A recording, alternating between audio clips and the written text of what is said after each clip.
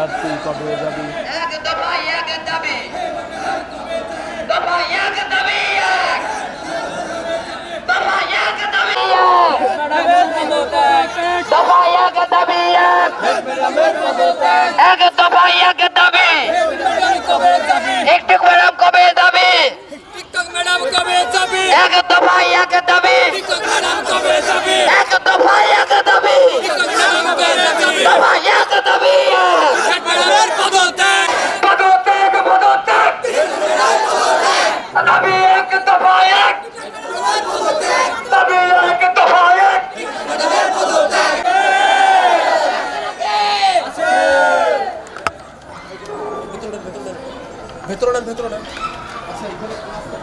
Bundle থাকলে প্রতি সেনমানিতে টাকা বাঁচবে। বিকাশ সেনমানি বান্ডেল কিনে জিতুন প্রতি লেনদেনে।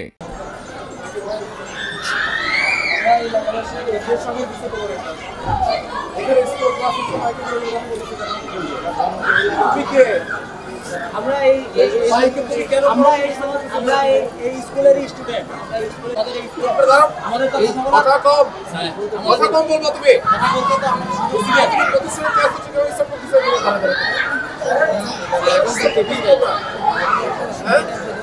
সাহস পেয়েছে তোমার স্কুল তুমি স্কুলের মাইকের কথা বলতেছো শুধু আমরা না আমাদের এই স্কুলের যেসব শিক্ষার্থী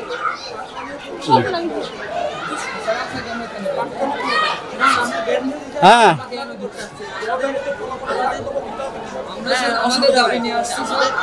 আমাদের এটা স্কুল আমাদের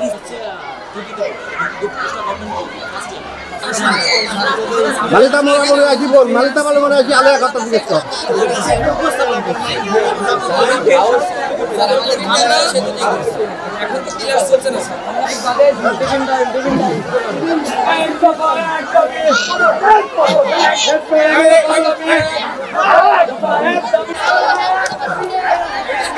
শান্ত বাড়া শান্ত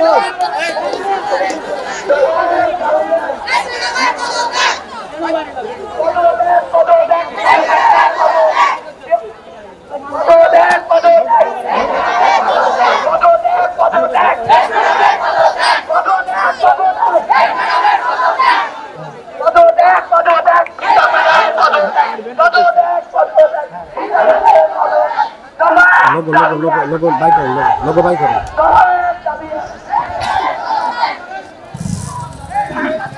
এটা আমাদের স্কুলে আপনারা ধাক্কা ধাক্কি করতে পারেন না তো এটা আমাদের স্কুলের জায়গা কথা বলতে হবে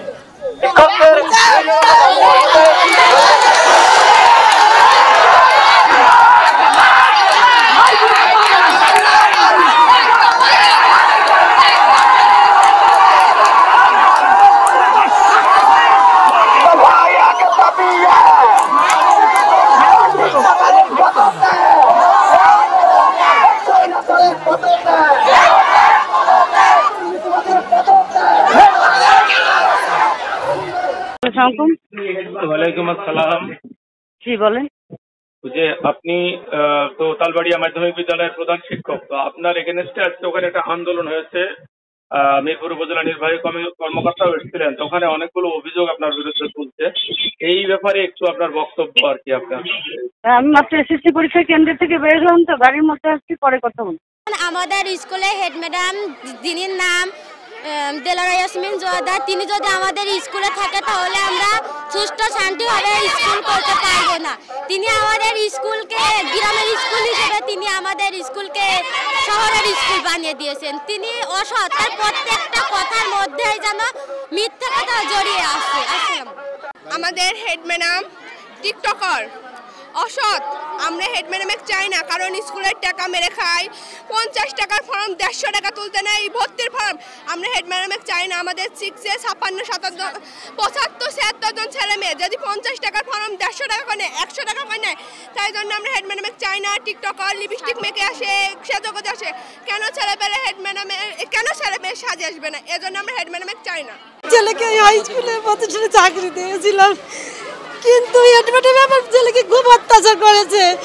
আমার ছেলে বটরে মাথা দিতে চেয়েছে আর বিষ করতে চেয়েছে 2 বছর অশান্তি জ্বালাই আছে 7 মাস আমার বেটা ভাই এই গ্রাম থেকে চলে গেছে এর বিচার আমি চাই আমি এর আমার বিচার চাই আমার সংসার ভেঙে তছ নছ করে দিয়েছে head madam TikTok head madam আমি আর সহ্য করতে পারছি না আপনারা যাই হোক এর ব্যবস্থা করেন হেড ম্যাডামের আমি পদত্যাগ চাই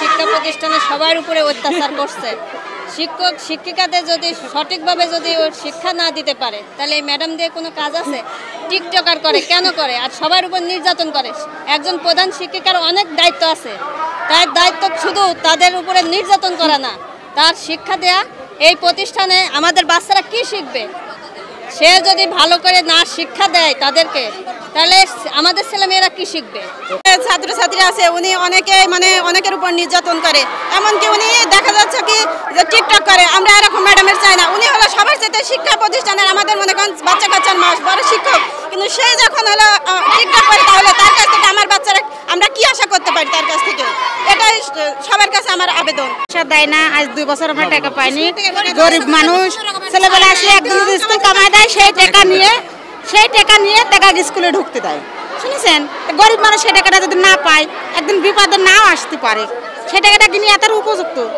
বলেন আমরা এখন চাই ম্যাডাম আমার থাকবে না ম্যাডাম থাকবে না ছেলেবেলা কয় এক ছেলে আপনার যদি 3টি ছেলে থাকে সে বলে 3টি ছেলে জন্মাইছেন কি করতে আসে বেতন একটা জনের একটা বেতন করবেন না ম্যাডাম না গেলে তাহলে ম্যাডামের সেভাবে ব্যবস্থা করতে হবে ম্যাডাম সেভাবে করতে হবে না করলে তার ব্যবস্থা সে করতে হবে আমরা চাই না আর আমাদের সন্তান এখানে সুশিক্ষা পাচ্ছে না আমরা একটা সুশিক্ষা চাই আর এই ম্যাডাম টিকটকের সাথে জড়িত বিভিন্ন বিশৃঙ্খলার সাথে জড়িত আছে আমরা এটা চাই না এই স্কুলে আমরা চাই উচ্চ শিক্ষিত হোক অনেক গরিব সন্তান আছে তারাও লেখাপড়ার সুযোগ সুবিধা দেয় না উনি অতিরিক্ত চাপে রাখে আমাদের দাবি ওই ম্যাডামকে আমরা রাখতে চাই না আমরা মিছিল করতে থাকবো এভাবেই চলবে মিছিল কোনো মতেই বন্ধ হবে না আমি তাসলিমা খাতুন এই স্কুলের কম্পিউটার টিচার প্রথমে এসে জয়েন করার পর থেকে আমার উপর প্রেশার ক্রিয়েট করে তার কারণ ছিল যে আমি কম্পিউটারের যে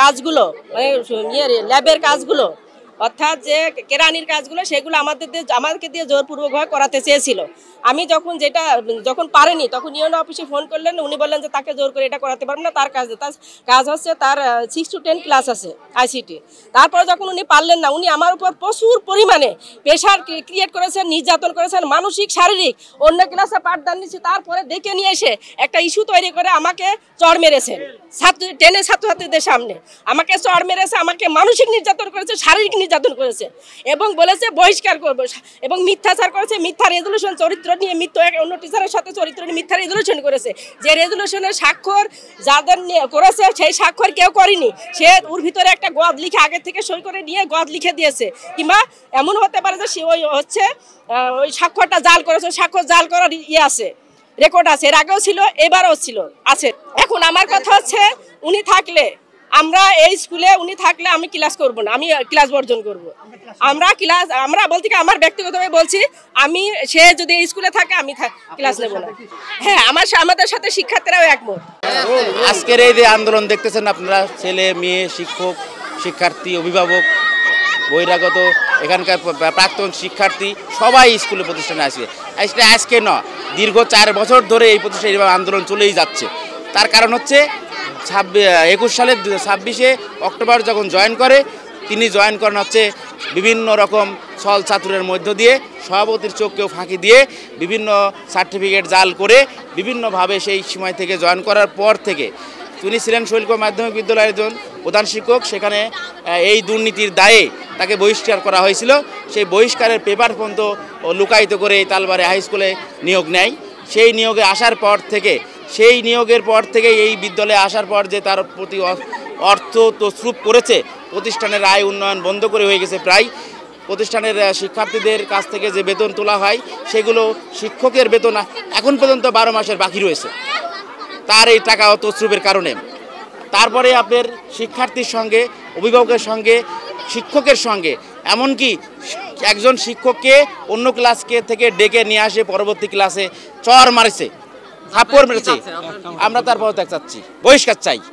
আমরা ক্লাস বর্জন করলাম, আমরা ঘোষণা করছি তারা যদি কোনোভাবে স্কুলে আবার আসে, কোনো ম্যানেজ করে আসে, আমরা সকল শিক্ষক ক্লাস বর্জন করব।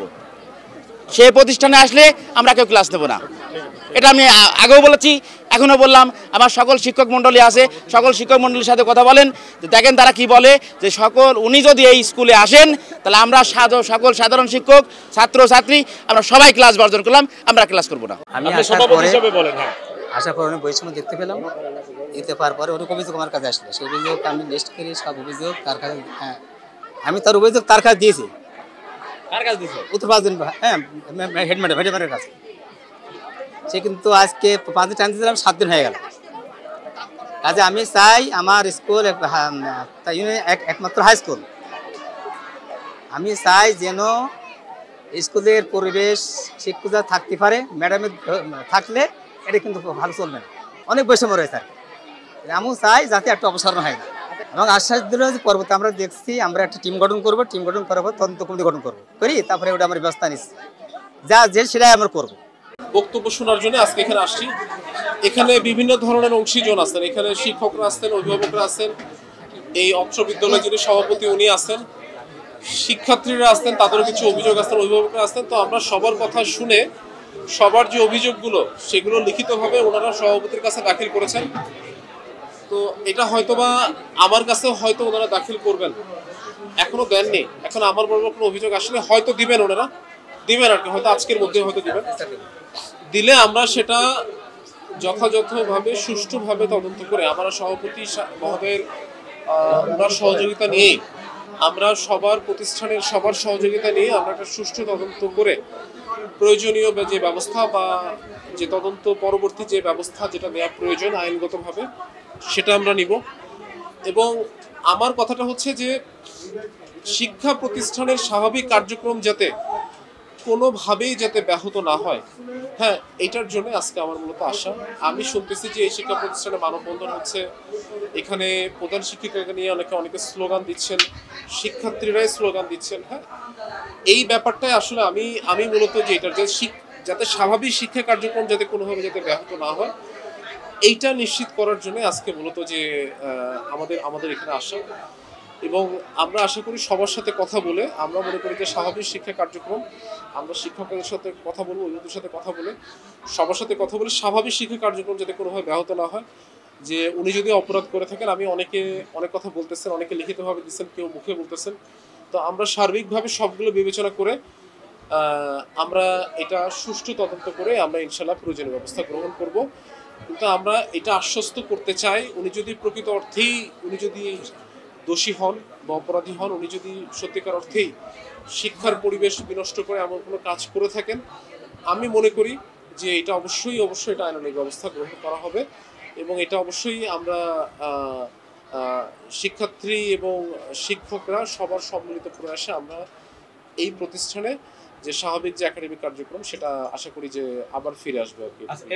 উনি এসএসসি পরীক্ষার্থী। আচ্ছা আমি এই অভিযোগটা একজনের করে এই অভিযোগটা আমি আসলে এই প্রথমবার আপনার মুখ থেকে শুনলাম, আমাকে কেউ কখনো আগে বলেনি। আচ্ছা আমি গতদিন সব শিক্ষকদের সাথে বসছিলাম এই বিষয়টা নিয়ে। যা হোক এই বিষয়টা হয়তো আমার নলেজে দেওয়া হয়নি।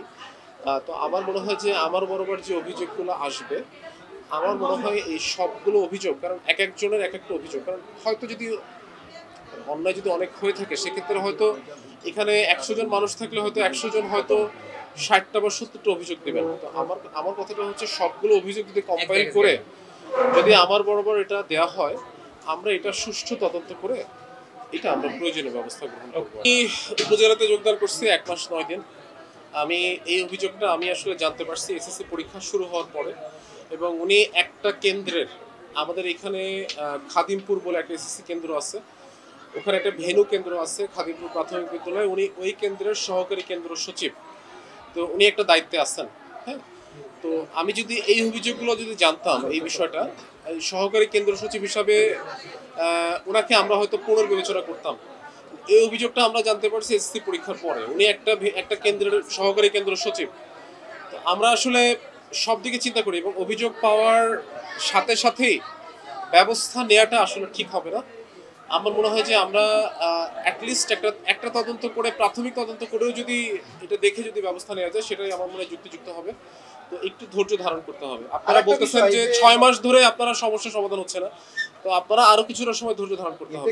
অবশ্যই কিন্তু এই যে জাল সনদ, ঠিক আছে, আমাকে অভিযোগ দেওয়া হচ্ছে কিন্তু ডকুমেন্টসটা দেওয়া হচ্ছিল না। তো যদি থাকে কারোর কাছে এরকম ধরনের ডকুমেন্টস যে জাল সনদের এগেইনস্টে, তাহলে অবশ্যই সেটা পেলে আমরা অবশ্যই এটা প্রয়োজনীয় ব্যবস্থা করব।